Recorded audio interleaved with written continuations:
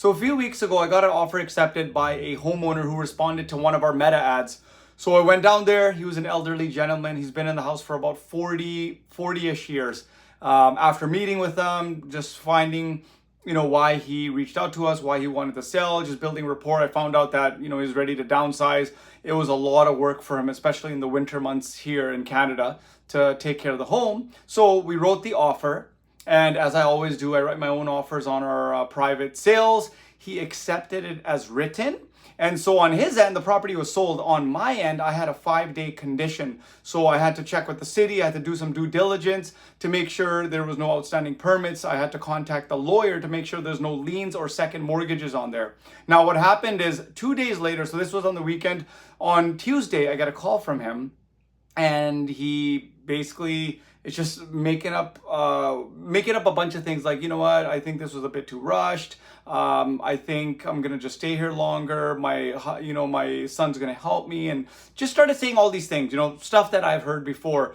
So at this point, I'm thinking about this, and to be honest, 10-year-old Manjeet, or not 10-year-old, but 10 years ago, I would have probably pushed and held on to that offer. So legally, I had the full right of buying that home. I could have pressed that. I could have pressed him on that. I could have called my lawyer and said, hey, I got this contract. He accepted it as written.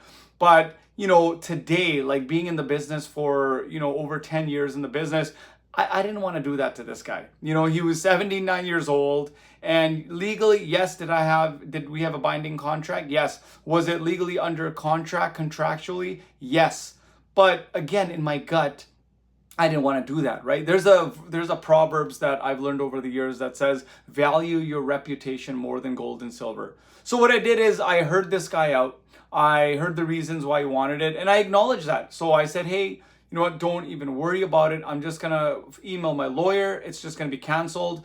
And I just told the lawyer too, because he was representing him as well. And, whether this guy comes back or not, and, we hope he does, in maybe 6 months, 3 months, he decides to do the deal with us eventually, he's going to remember that. He's going to remember that I didn't press him. I didn't stress him out even more. And there was no way I was going to do that to this gentleman. He's an elderly man. He's moving on. And, maybe he didn't tell me the real reason, right? Maybe I didn't get to it or whatnot, why he really didn't want to sell that property. But that's not the point of what I'm making here. The point is that if you're in business, you want to do this game long term, even if that means you walk away from the deal. And I've learned deals in real estate, they're like a bus. If you are consistently looking, there will be another one there. And I've seen that true in my business over the years. So I'm not too worried about it. So even with you, if you're younger in the game, you're younger in the business, or you've dealt with something like this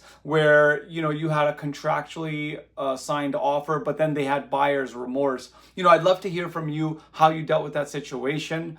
And I hope really that you take away what I've learned in my business, where maybe again 10 years ago, 15 years ago when I got into business, I probably wouldn't have done what I did today, but I'm so glad I took that right path this time.